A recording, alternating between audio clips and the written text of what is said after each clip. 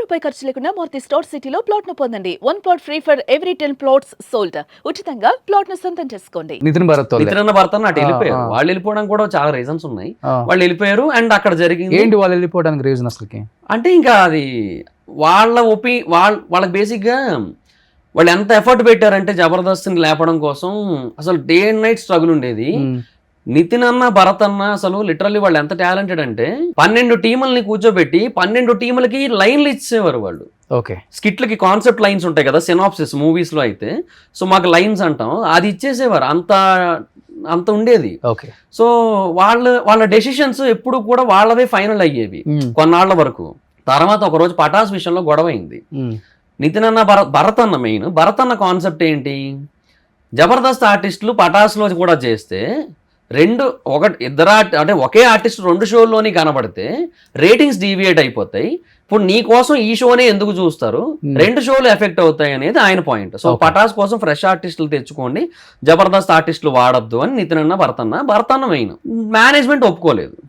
మా షోస్ మేము ప్రొడ్యూసర్స్, మా రేటింగులు, మా ఆర్టిస్టులు, మా ఇష్టం, ఇది వచ్చింది.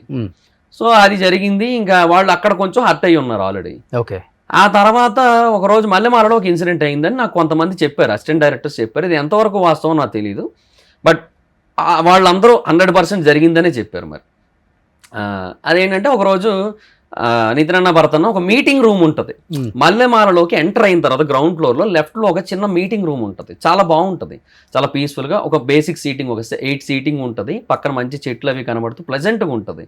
చాలామంది జబర్దస్త్ టీమ్ లీడర్స్ కానీ డైరెక్టర్స్ కానీ అక్కడే మీటింగ్ పెట్టుకుంటారు. Okay, so first priority based on the level, directors మేనేజ్మెంట్కి ఫస్ట్ ప్రియారిటీ, తర్వాత టీమ్ లీడర్స్.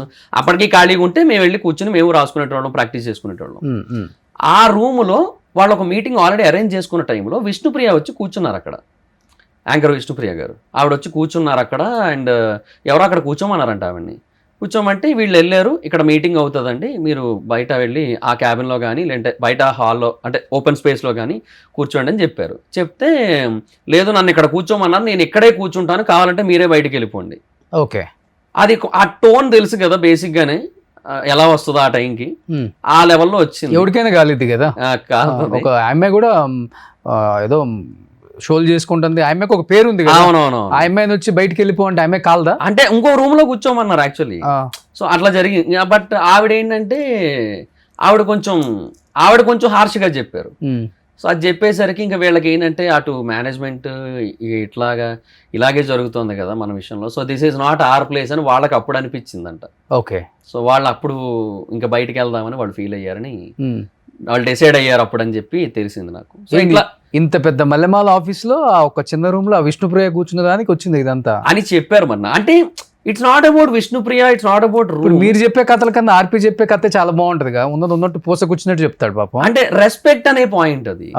ఇప్పుడు వాళ్ళకు ఒకప్పుడు అంత రెస్పెక్ట్ ఉండేది, అలాంటి చోట వాళ్ళకి ఇప్పుడు రెస్పెక్ట్ లేకుండా పోయింది అనేది వాళ్ళకి అనిపించింది. ఓకే, ఆ మూమెంట్ లో అందుకే వెళ్ళిపోదామని డిసైడ్ అయ్యారు. ఓకే, సో ఇంకా ఆ తర్వాత ఎలాగో ముందు జరిగిన ఈ పటాస్ డెసిషన్స్, మేనేజ్మెంట్ మా వాళ్ళు మా ఇష్టం అనే మాటలు ఇట్లాంటివన్నీ ఉన్నాయి కదా. ఎలాగో ఇవన్నీ అంటే క్యుములేటివ్ అన్ని కలిపి వాళ్ళని అట్లా వెళ్ళిపోయేటట్టు చేసాయి అనేది అక్కడ ఒపీనియన్ అంతే.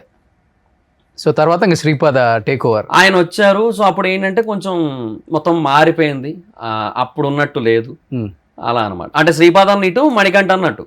ఓకే, అటు ఇద్దరు వాళ్ళు ఏంటి ఎక్స్ట్రా ఒకళ్ళు, జబర్దస్త్ ఒకరు, శ్రీదేవికి ఒకరు, డీకి ఒకరు. ఆ తర్వాత అప్పట్లో వేరే షోస్ కూడా ఏవో కొన్ని ఉండేవి, వాటికి కూడా కొన్ని మణికంఠనకి కొన్ని. ఇప్పుడు శ్రీపాద అనే వ్యక్తి హార్డ్ వర్కర్, సో చాలా కష్టపడతాడు. అవును, పని గురించి కానీ షోల గురించి కానీ ది బెస్ట్ రావాలని చూస్తాడు. నాకు పటాస్ లో కూడా శ్రీపాదాన్ని ఛాన్స్ ఇచ్చారు అండ్ నన్ను బాగా ఎంకరేజ్ చేశారు. నన్ను టీమ్ లీడర్ గా సజెస్ట్ చేసింది కూడా శ్రీపాద. సుమన్ టీవీకి ఒక 1.5 years చేశారు. చెప్పారు యాక్చువల్గా, అన్న నాకు ఫోన్ చేశారు ఆ టైంకి, ఒక కామెడీ షో చేస్తున్నాం మహిదర్, నువ్వు రావాలని చెప్పి అడిగారు. అప్పుడు కూడా అడిగారు నన్ను, అయితే అన్న నేను వైజాగ్ లో ఉంటున్నా అన్న, షో కోసం పర్టికులర్ గా ఇటు అప్ అండ్ డౌన్ అంటే కష్టం కదా అని చెప్పి ఇంకా నేను లేదన్నా అన్నాను. నీకు ఎప్పుడు ఇంట్రెస్ట్ ఉంటే అప్పుడు రా మహిదర్ అని కూడా అన్నారు. ప్రతి ఆర్టిస్ట్ తో రెస్పెక్టబుల్ గా ఉంటాడు, బాగుంటారు, కాంట్రవర్సీ ఉండదు.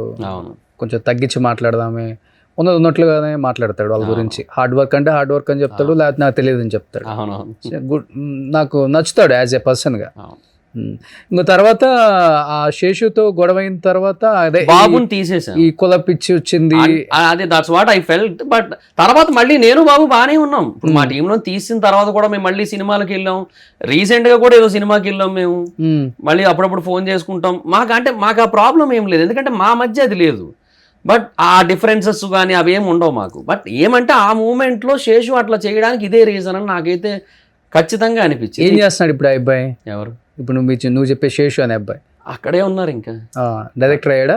అయ్యారు, మధ్యలో అయ్యారు. ఇప్పుడు శ్రీపాద్ అన్న బయటకు వచ్చారు కదా, సుమన్ టీవీ చేసినప్పుడు, ఇంకో దగ్గర చేసినప్పుడు, అప్పుడు అయ్యారనమాట. ఓకే. ఇప్పుడు మధ్యలో నితిన్ భారత్ బయటకు వచ్చిన తర్వాత కావచ్చు, శ్రీపాద బయటకు వచ్చిన తర్వాత కావచ్చు, చాలా పెద్ద ఎత్తున బయటికి న్యూస్ వచ్చింది. అవునవును.